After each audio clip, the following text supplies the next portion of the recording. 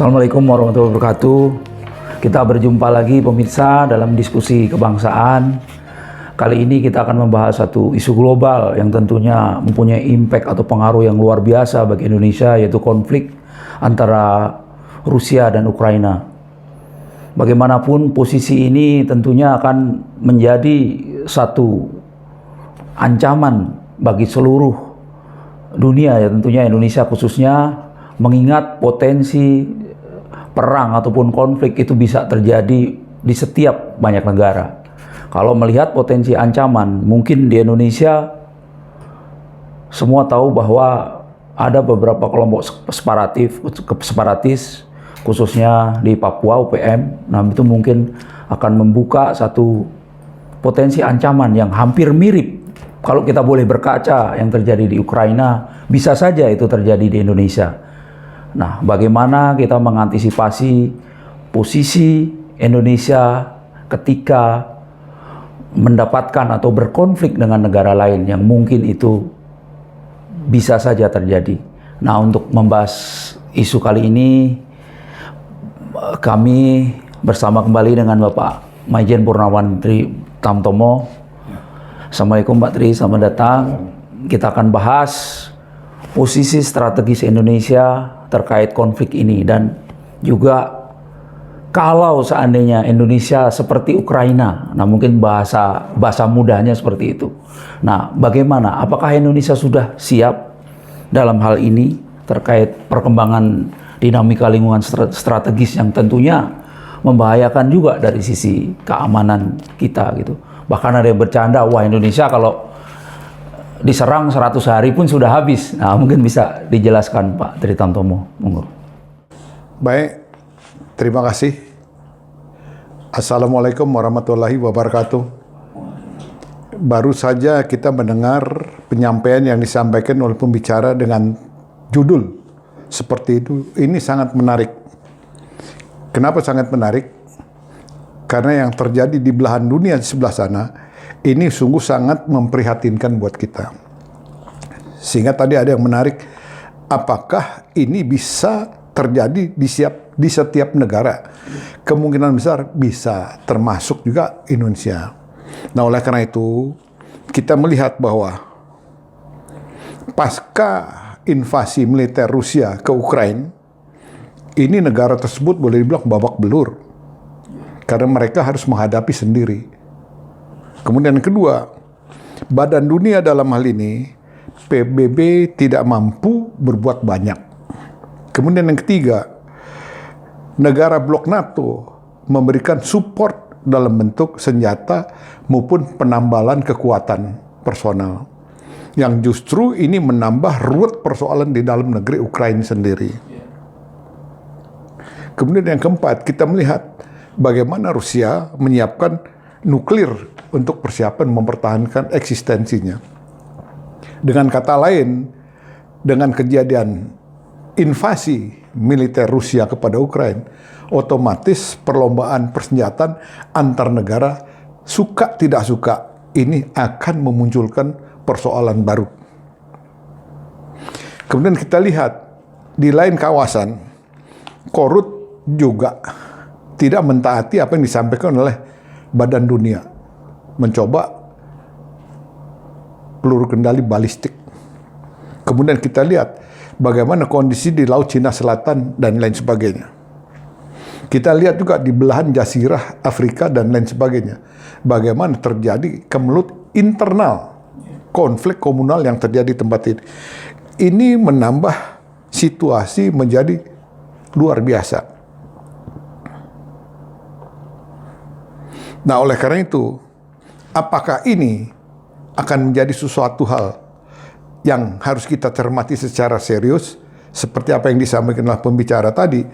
Justru ini adalah satu persoalan yang harus disikapi oleh negara manapun, terlebih negara Indonesia. Dengan kondisi geografis yang demikian strategis, tentu kita harus mensiasati bahwa sumber daya alam kita ini luar biasa. Pasti orang melihat sesuatu apa yang ada di dalam kandungan bumi Republik Indonesia ini. Nah, ini akankah situasi seperti ini, seperti apa yang terjadi di Ukraina, dapat juga terjadi di negara lemah, di negara yang berkembang, termasuk di dalamnya yang tadi disampaikan untuk Indonesia. Bisa iya, bisa tidak. Bisa iya manakala negara itu tidak siap. Yang kedua, bisa tidak manakala negara itu siap dalam artian kata ketahanan nasional di negara itu betul-betul mantap dan terkendali. Nah, kalau kita balikkan ke Indonesia, negara yang sangat kita cintai ini, ketahanan nasional itu adalah aspek kehidupan yang ada di dalam kehidupan masyarakat. Mulai ideologi, politik, ekonomi, sosial, budaya, agama, teknologi, kemudian sampai dengan pertahanan dan keamanan. Kalau ini mantap, ini insya Allah semuanya akan tidak ada masalah. Nah, tinggal pertanyaan besar yang tadi disampaikan beliau. Pelajaran apa yang dapat kita tarik? Pelajaran apa yang dapat kita petik dari invasi militer Rusia ke Ukraina? Yang kita lihat secara kasat mata, sudah lebih dari 100 hari lebih, itu kita melihat ini terkesan terdadak. Yang kedua, kekuatan pengganda di negara tersebut tidak siap. Kemudian yang ketiga, logistik wilayah dalam rangka berlarut tidak mendukung. Ini 3 hal yang luar biasa yang tentunya harus menjadi kajian buat kita semua oleh pemandu, pemarakarsa, kemudian lembaga yang punya kepentingan dalam rangka menyiapkan hal ini. Olehnya, saya ingatkan kembali. Yang pertama, ingat amanat Bung Karno pada bulan Juni 1945. Negara akan stabil manakala 3 lapangan dikuasai. Lapangan politik, kemudian lapangan ekonomi, lapangan militer. Yang kedua, ingat amanat Panglima Besar Sudirman. Jaga rumah dan pekaranganmu dan percaya pada kemampuan sendiri. Nah ini. Kemudian yang ketiga, postur TNI yang tergelar saat ini harus disiapkan dan diperkuat dengan Alpal Hankam maupun Balacat yang ada. Ini yang kami sampaikan. Demikian, Pak. Iya. Satu hal, Pak, ya, terkait kemungkinan potensi ini adalah bagi negara yang tidak siap. Itu akan diserang oleh bangsa lain, negara lain dalam hal ini. Nah, kalau dari posisi ini kan yang menjadi ujung tombak untuk semua ini kan nanti kan TNI. Pak Tri melihat seberapa siap sih sebenarnya untuk TNI menghadapi serangan yang mungkin bisa, kalau tadi Bapak bilang seperti di Ukraina dadakan gitu. Karena kan menurut global firepower itu dari jumlah anggota TNI aja kita cuma 800.000 dan itu ada yang 400 saja yang aktif. Nah, mungkin bisa dibahas di sini, Pak Tri. Baik, ini pertanyaan menggelitik yang disampaikan oleh pembicara. Tentunya kita harus menerima kenyataan ini sebagai satu konsep yang harus dijawab, kemudian diaplikasikan di lapangan. Kalau kita lihat, negara kita, lebih khusus TNI, sudah membuat satu renstra 1, 2, 3 dalam rangka mengisi postur. Kalau kita bicara postur organisasi sampai dengan kemampuan, sampai dengan alutsista dan lain sebagainya. Nah, tolong di sini diingat dari kejadian yang terjadi di Ukraina, kemampuan kekuatan pengganda ini terlambat. Nah, sedangkan kita harus ingat apa yang disampaikan oleh Bapak Panglima Sudirman pada peristiwa Ambarawa tahun 48, bagaimana beliau menginstruksikan kepada Pak Nasution bahwa beliau melarang untuk melakukan satu pertahanan linier dalam rangka menghadapi sekutu yang ditumpangi oleh Nika Belanda. Gunakan kekuatan yang tersebar dalam rangka posisi hambat. Dari ini yang disampaikan oleh Bapak Panglima Besar Sudirman, tentunya ini menjadi konsep yang sekarang dibuat oleh TNI. Pertahanan pulau besar, rangkaian pulau kecil. Di mana postur TNI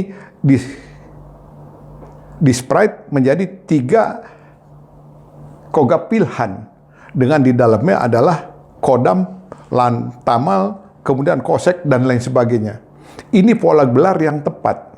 Namun demikian, supaya kita tidak terdadak, kita melihat bahwa Undang-Undang Hanak nomor 3 dan Undang-Undang nomor 23 tahun 2019 tentang kekuatan pengganda, yaitu komponen utama, komponen pendukung maupun komponen cadangan yang digagas kemudian dilaksanakan oleh Kementerian Pertahanan, apakah sudah tune in dengan pokok-pokok keinginan dari Panglima TNI? Karena kekuatan ini, gun kuatnya adalah Panglima TNI. Apakah penyebaran sudah seperti itu? Nah, kemudian yang ketiga, jangan pernah lupa doktrin kita, manakala kita melihat ada gejala musuh akan menyerang, pukul di pangkalannya. Kemudian manakala lolos, pukul di perairan. Manakala lolos, pukul di perairan kita. Manakala tembus, perang berlarut di daratan. Nah, ini yang harus disiapkan. Ingat apa yang disampaikan oleh Bapak Jenderal Sudirman kepada Pak Nasution. Segera ini menjadi masukan bagi TNI bahwa di tiap-tiap wilayah harus disiapkan GH1, GH2, GH3. Maksudnya GH1, GH2, GH3 adalah garis hambat. Nah, kalau musuh masuk, artinya kita adalah sebagai gerilya. Kalau gerilya, tentu kita harus pakai taktik pertempuran regu anti gerilya yang 10 di dalamnya. Apakah ini sudah dilatihkan melalui program latihan standarisasi yang berlanjut, ditambah dengan kemampuan pengadaan alutsista yang disiapkan melalui Renstra 1, 2, 3. Ini konsekuensi logis yang memang harus disiapkan. Demikian, Pak. Ya. Menarik, Pak, terkait kesiapan kekuatan pengganda tadi, Pak, ya. Kalau kita lihat kan ini mestinya, kalau kita belajar dari kasus Ukraina ya, mereka sudah coba mengungsi, mereka balik lagi, minta dilatih gitu. Artinya kan ini kan dadakan ya.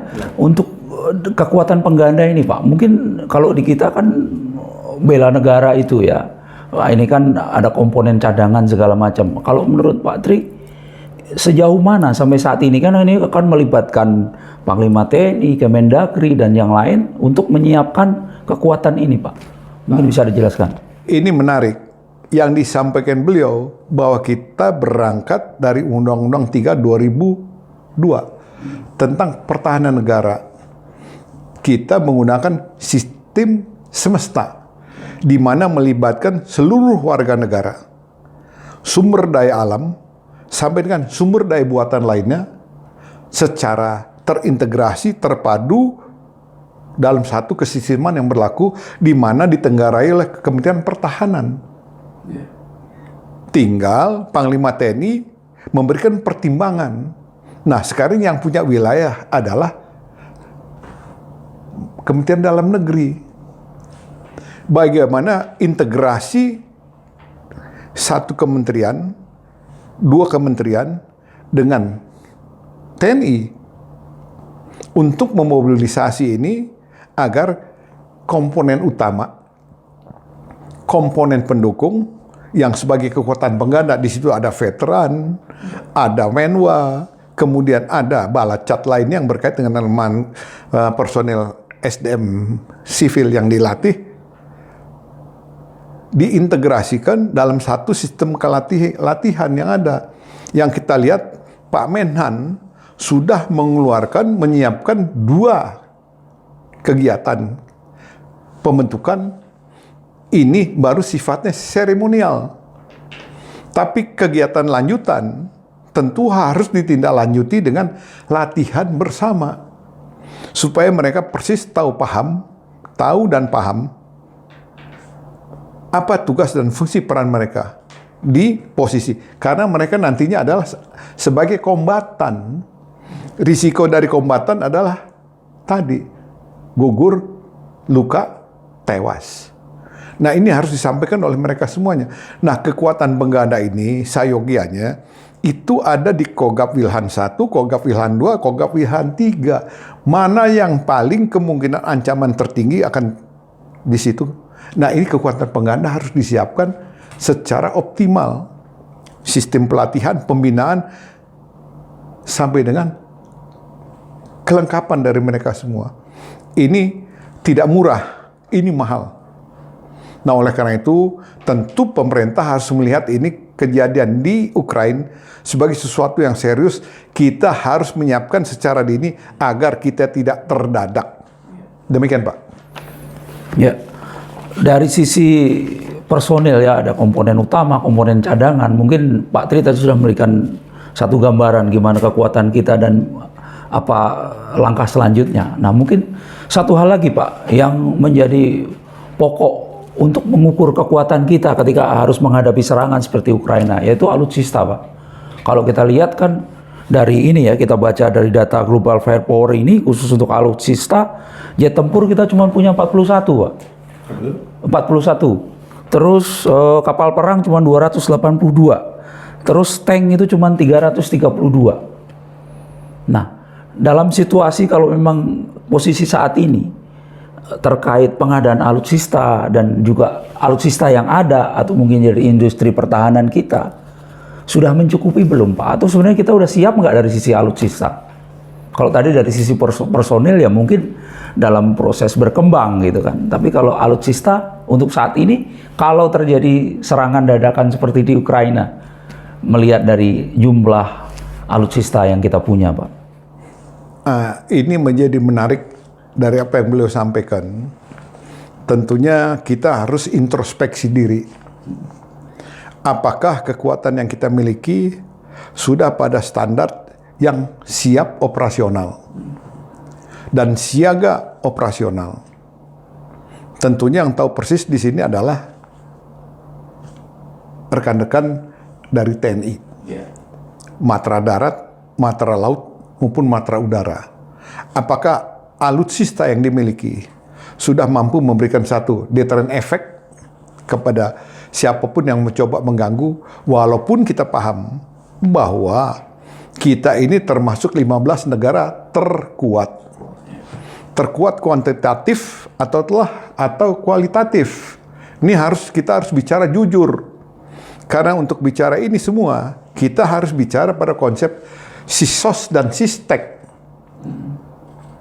Sisos dan sistek. Sistek kita sekarang bertumpu kepada kemampuan teknologi. Dan tuh di sini dalam rangka Renstra pengadaan Alpal Hankam ini tidak pernah lepas dari Inhan, baik BUMN maupun dengan swasta. Ini harus berkolaborasi dalam rangka menyiapkan ini semua. Ini menjadi penting. Inhan kita harus mampu berdikari dalam rangka melengkapi sesuai dengan Undang-Undang Nomor 16 2012. Di situ perintah undang-undang maupun perintah presiden. Jangan hanya kita pandai membeli, tapi juga harus memproduksi yang sudah diproduksi dan layak untuk ditampilkan. Ini harus diperkuat. Ini jadi budaya beli ini harus kita kurangi. Karena manakala terjadi sesuatu, pabrik sendok, pabrik ember akan mampu menjadi pabrik senjata plus munisi. Apakah dengan 1 BP, 2 BP, 3 BP sudah memberikan keyakinan untuk kita mampu bertahan? Nah, ini satu kondisi yang luar biasa ditambah logistik wilayah. Ini menjadi menarik buat kita. Oleh karena itu yang beliau sampaikan tadi, ini sisos bagaimana kita kemanunggalan antar TNI Polri dengan masyarakat ini harus terbina, tergalang dengan luar biasa. Sehingga kekuatan dasar ini mampu menangkal ancaman. Minimal early warning. Kemudian kekuatan pengganda ini menjadi melebihi jumlah realita yang dimiliki oleh TNI. Sehingga mampu memberikan gempuran untuk memukul mundur siapapun yang mencoba masuk ke wilayah negara kesatuan Republik Indonesia. Demikian, Pak. Ya. Menarik ini terkait alutsista, Pak ya. Ada semacam pernyataan yang pesimis, tapi sebenarnya ini menjadi suatu kritis bahwa kita akan menyiapkan dari industri pertahanan kita sendiri mandiri seperti yang Pak Tri bilang. Yang kedua kita harus beli. Nah khusus yang beli ini kan seakan-akan ada semacam ada pernyataan bahwa ini karena kondisi keuangan saat ini kayak semacam lip service aja nih, mau beli tapi nggak datang-datang gitu. Nah itu mungkin sebenarnya semacam kritik ya, meskipun bukan satu pernyataan yang pesimis, mungkin kritik gitu Pak ya. Sebenarnya gimana Pak kondisinya Pak? Ini menarik luar biasa. Dari apa yang beliau sampaikan pembicara tadi, pembawa acara, beliau menyampaikan, dan ini bukan rahasia umum lagi, bahwa Menhan tempo hari sudah sedang berupaya dan berusaha untuk mendatangkan alutsista dari berbagai negara, termasuk Prancis dan lain sebagainya. Kapal selam, kemudian tank, sampai dengan pesawat udara. Masyarakat menunggu. Dari tunggu, beliau mendengar, kemudian melihat bahwa barang yang itu harus datang, sampai hari ini kabarnya belum datang. Sehingga membuat kecewa masyarakat dengan melihat kejadian di Ukraina. Padahal alat ini menjadi syarat utama untuk pukul pihak-pihak lain yang mencoba untuk melakukan invasi ke wilayah negara kesatuan Indonesia yang demikian luar biasa. Tolong, tadi di awal pembawa acara sudah menyampaikan, negara kita ini bukan clear begitu saja. Di ujung timur kita punya OPM, punya gerakan bersenjata. Ini embrio yang bisa dimanfaatkan pihak lain. Kita lihat di Sulawesi ada MIT. Kemudian kita lihat di wilayah pulau lain ada yang mengklaim bahwa ini NII yang akan membentuk NII dengan jubah yang beragam. Di wilayah paling barat, tempo hari kita pernah lihat ada GAM. Ini yang bisa dimanfaatkan oleh pihak-pihak yang tidak senang dengan republik yang kita cintai ini untuk memanfaatkan situasi. Nah, di sini kita minta tentunya kepada kementerian maupun kepala negara, dengan beliau menghibah kemarin, bagaimana beliau secara kasat mata melihat secara langsung akibat yang diakibatkan oleh perang tadi. Kehancuran total yang luar biasa. Oleh karena itu, beliau tentunya harus mau mendukung apa yang diinisiasi oleh Menhan. Kemudian yang utamanya, bagaimana industri pertahanan kita harus bangkit, maju, mandiri untuk berdaya saing di luar. Beli boleh, tapi mana yang dibeli? Mana yang harus dibangun di dalam negeri? Jangan bilangnya dibangun di dalam negeri, tapi senyap, kegiatan di dalam senyap. Ini tidak boleh terjadi. Nah, oleh karena itu, apa yang menjadi pokok keinginan dari Menhan harus didukung oleh Kementerian Keuangan. Tentu Kementerian Keuangan minta pertanggungjawab. Duitnya nanti kalau saya keluarkan, dipertanggungjawabkan nggak 100%? Ini harus. Tentunya di sini juga harus ada dukungan dari legislatif untuk mendorong ini menjadi suatu kenyataan bahwa kita memang masuk 15 negara terkuat di dunia. Apakah itu lip service? Pada kenyataannya kita lihat ya secara kualitas, kuantitatif ini kita bisa lihat secara kasat mata. Kasihan. Jadi harus ada perpaduan antara teknologi dengan sumber daya manusia tadi. Sekarang kita bicara adalah sistem sejarah teknologi yang tentu mutakhir untuk menjaga jangan sampai korban jiwa, sehingga kemampuan pasukan pengganda tidak siap, akhirnya kita berantakan di dalam. Demikian, Pak. Ada satu hal yang mungkin juga perlu menjadi satu persiapan bagi Indonesia kalau untuk menghadapi tetap seperti kasus di Ukraina ya, dadakan segala macam. Cuman kalau lihat kondisi di Indonesia saat ini, Pak, karena kalau kita bilang dadakan itu kan bisa terjadi setiap saat. Nah, di 2024 kita ini kan akan menggelar satu pesta demokrasi ya, yang tentunya semua akan terfokus tersita ke situ. Nah, apalagi posisi sekarang ada beberapa tokoh yang memang sudah digadang-gadang untuk bisa bertarung di 2024. Nah, dikaitin dengan kesiapan kita untuk menghadapi serangan dadakan tadi, seperti apa, Pak? Ininya, apa namanya? Kalau kita bisa simulasikan gitu. Di satu sisi semua berkonsentrasi ke politik, di sisi yang lain kita ada ancaman yang bisa setiap saat kita mendapat serangan dadakan. Nah, mungkin bisa dijelaskan, Pak. Baik, terima kasih pada pembawa acara. Ini salah satu titik yang harus disadari oleh seluruh anak bangsa. Kalau kita bicara anak bangsa, tentunya mulai dari pemimpin yang paling tinggi sampai dengan yang di bawah, masyarakat biasa. Kita tahu bahwa tahun 2024 masih kurang lebih efektif 2 tahun ke depan. Karena sekarang masih 2022.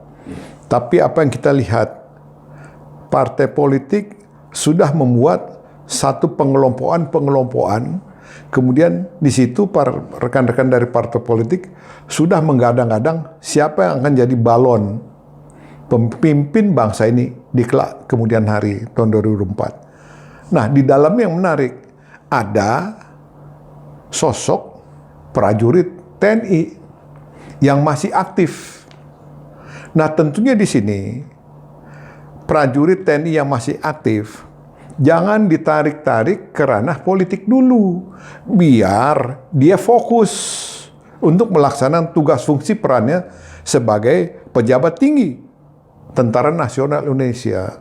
Jangan sampai beliau terpecah pikirannya untuk diganggu bahwa di depan ada peluang untuk apakah janji jadi presiden, apakah janji jadi wakil presiden. Ini suatu hal yang menggelitik. Karena beliau masih punya PR sampai dengan Desember 2022 nanti. Karena beliau masih punya banyak PR, baik di masalah Papua, pembinaan teritorial, melengkapi Renstra TNI dengan Alpal Hankam Alutsista, kemudian bagaimana meningkatkan profesionalisme prajurit. Nah, di sini kita minta dengan hormat dan sangat, Pak, kepada teman-teman yang punya keinginan untuk menarik-narik prajurit TNI ini karena politik. Tolong ingat Undang-Undang Nomor 34 2004 tentang TNI pada ketentuan umum. Pada ketentuan umum pasal 1 bahwa jati diri TNI itu tentara rakyat, tentara pejuang, tentara rakyat, tentara pejuang, tentara nasional Indonesia, tentara profesional. Kalau bicara tentara profesional, jangan dia ditarik-tarik untuk masuk ranah politik. Karena di dalam tentara nggak boleh bisnis. Tidak boleh masuk ke partai politik. Tidak boleh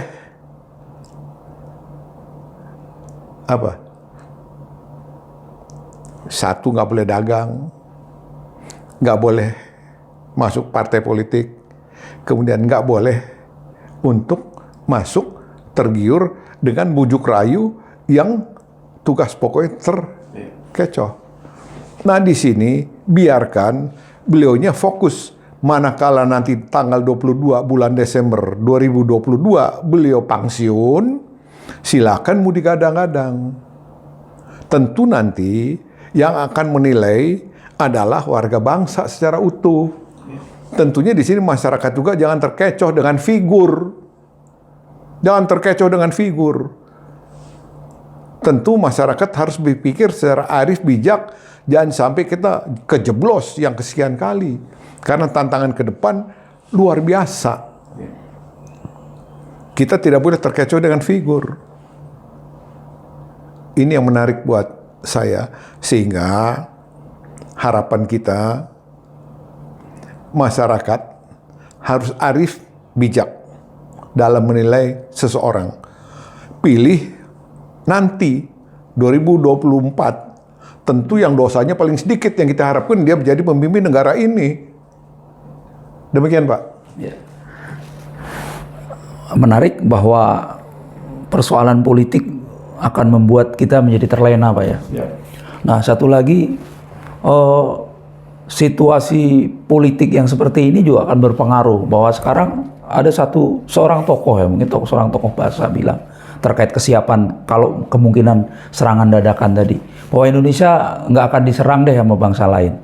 Nah, artinya ini kalau kita bicara tentang peran intelijen, Pak, kan situasinya kan nggak bisa kita bilang bahwa nggak akan ada serangan dari sisi intelijen ya sudah. Padahal intelijen itu kan mengantisipasi kalau memang itu ada serangan. Kalau seperti terjadi di Ukraina itu kan serangan dadakan. Nah, peran intelijen dalam hal ini, Pak. Jadi begini, ini menarik, tolong menjadi satu pemikiran buat para petinggi intelijen sampai dengan TNI, kepolisian, dan lain sebagainya. Kita berangkat dari Undang-Undang nomor 17 2011 tentang intelijen negara. Kemudian di breakdown ke bawah, keluar peraturan Presiden Republik Indonesia nomor 90 tahun 2012 tentang BIN sampai dengan BINDA. Dengan tugas pokok dan lain sebagainya luar biasa. Kan begitu. Nah, ini saya ambil satu pengalaman yang luar biasa. Kalau ada petinggi yang menyampaikan seperti itu, salah makan obat. Karena saya sebagai prajurit perwira yang lahir masuk tahun 70, keluar tahun 74. Di pengakhiran setelah sarcap, kita mendapat satu informasi dari petinggi ABRI waktu itu. Belum menyatakan di depan forum perwira remaja Letnan 2 yang kinis-kinis baru lulus, yang masih on. Ya. Kita diberitahu 20 tahun ke depan tidak akan terjadi peperangan. Tidak mungkin terjadi konflik bersenjata. 74, 75 Desember kita masuk ke Timur. Apa yang terjadi, Pak? Kita terlena. Kita membaca cumemu nggak siap. Analisa faktor tumpas, susunan bertempur musuh kita nggak paham. Apa yang terjadi? Jangan biasakan dengan cerita seperti ini. Nah, ini menjadi tugas dari BIN. Karena BIN selaku LKIN, dia bertanggung jawab pada Presiden. BIN selaku lembaga koordinasi koordinator intelijen negara. Di dalamnya ada BAIS TNI. Di dalamnya ada intelijen kepolisian. Di dalamnya ada intelijen dari kejaksaan. Di dalamnya ada intelijen dari kementerian lembaga yang terkait lainnya. Ini membahas masalah Astagatra yang ada di dalam negeri. Kemudian juga dia memonitor apa yang terjadi di luar negeri dengan segala implikasinya langsung atau tidak langsung yang bisa mempengaruhi stabilitas nasional. Ini tolong dibaca dengan cermat. Jadi jangan mengeluarkan satu statement dengan pernyataan seperti itu. Salah. Kita terdadak. Berapa prajurit TNI yang habis di situ? Tahun 75. Tolong.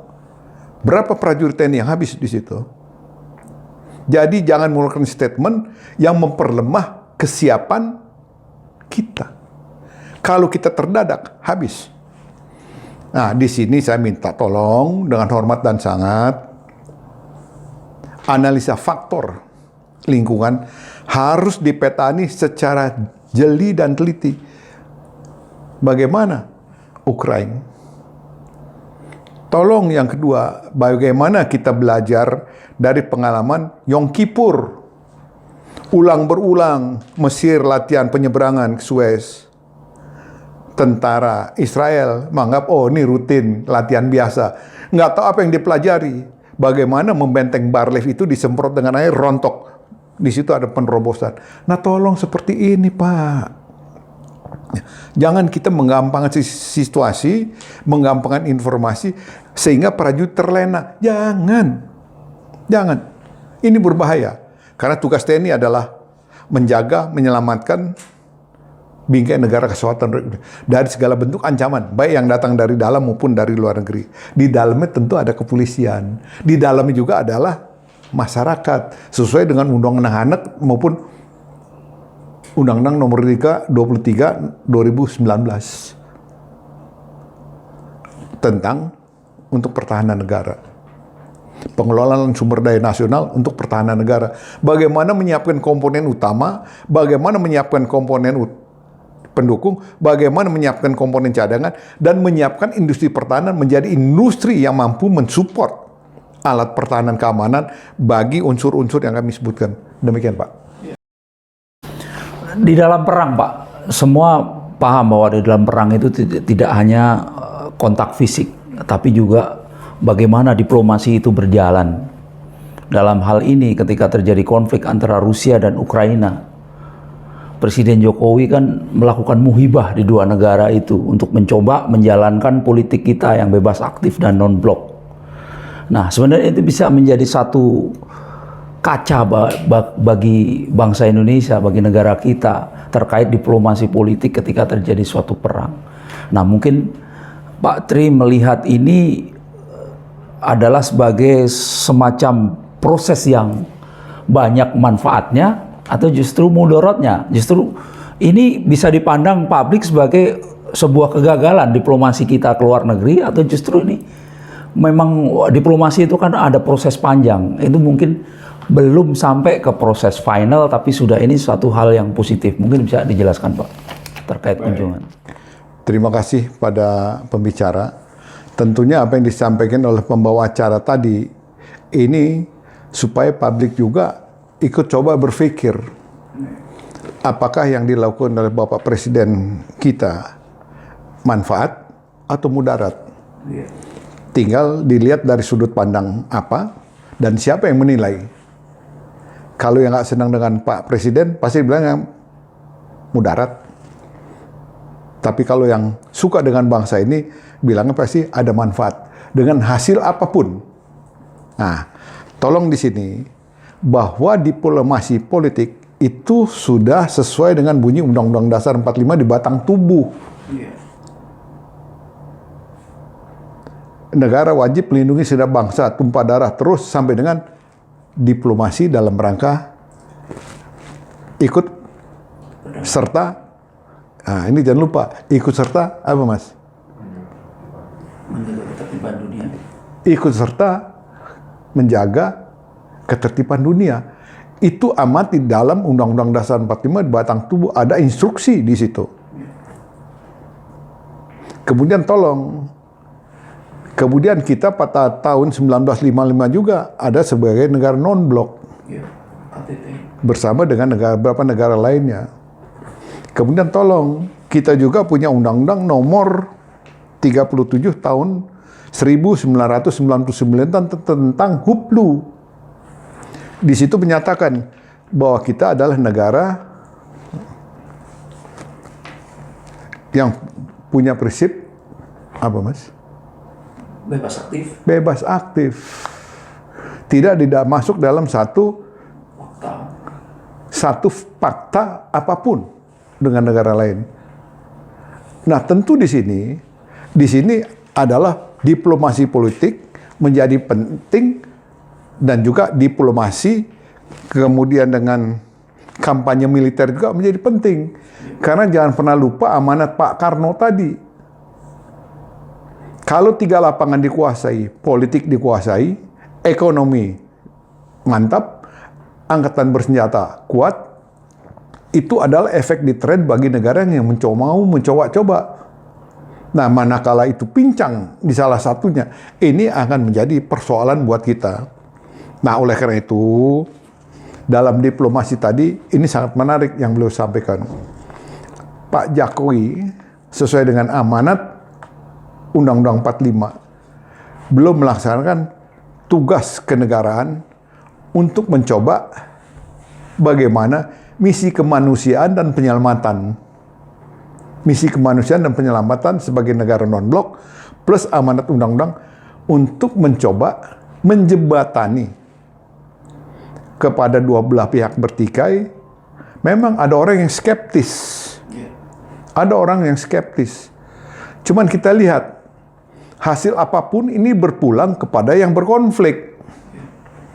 Tapi beliau sudah menyampaikan satu keinginan yang disupport oleh banyak negara untuk beliau menyampaikan keluhan apa sih yang dilihat, dan yang paling penting akibat perang Bapak Presiden dengan perangkat yang berangkat ke sana melihat kehancuran total akibat dari satu negara yang lemah dan tidak siap menghadapi ancaman.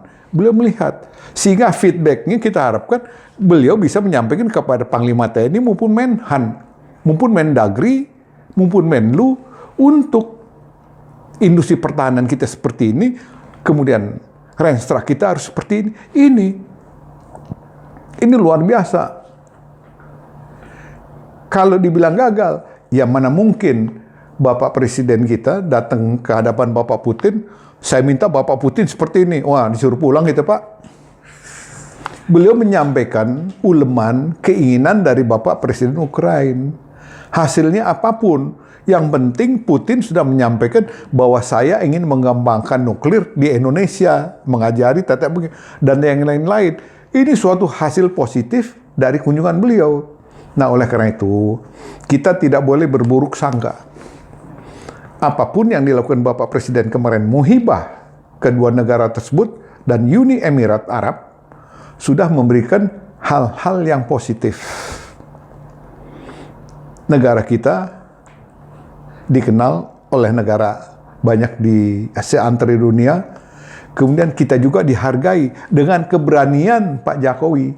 Tolong, yang punya nyali di sini cuma dua. Pertama Pak Harto. Pak Harto berangkat ke Bosnia. Tapi beliau tidak menyampaikan isian saya ke Bosnia apa, saya nggak menyampaikan. Kalau Pak Jokowi, saya mau ke sana, saya coba misi kemanusiaan. Menyelamatkan bangsa dari kehancuran. Demikian dengan dunia, mencegah perang nuklir. Ini keberanian yang luar biasa. Nah, oleh karena itu, kami mohon dengan hormat dan sangat, boleh tidak suka dengan figur Bapak Presiden, tapi negara bangsa ini kita harus angkat dan kita jaga derajatnya. Demikian, Pak. Pemirsa, kita sudah berada di ujung acara diskusi kita hari ini terkait konflik Rusia dan Ukraina. Tadi Pak Tritamtomo menyampaikan dari banyak sisi yang menjadi parameter untuk menilai kesiapan Indonesia dalam menghadapi situasi sebagaimana jika terjadi seperti di Ukraina. Tadi dibahas satu terkait kesiapan dari personil TNI dari komponen utama sampai komponen cadangan, kemudian juga dari sisi kesiapan alutsista, kemudian juga dari sisi bagaimana antisipasi intelijen untuk menghadapi serangan dadakan yang juga itu mungkin. Yang terakhir adalah kekuatan diplomasi politik manakala terjadi situasi seperti di Ukraina. Kembali lagi pemirsa, bahwa ini adalah semacam pengingat bagi kita semua agar bangsa ini, negara ini jangan sampai terlena, terbuai dengan situasi yang mungkin dinyatakan aman-aman saja, tidak ada serangan dan yang lain. Tapi kembali lagi, ini adalah satu pengingat bagi kita semua agar kita tidak terlena. Terima kasih, kita bertemu lagi dalam episode yang akan datang. Assalamualaikum warahmatullahi wabarakatuh.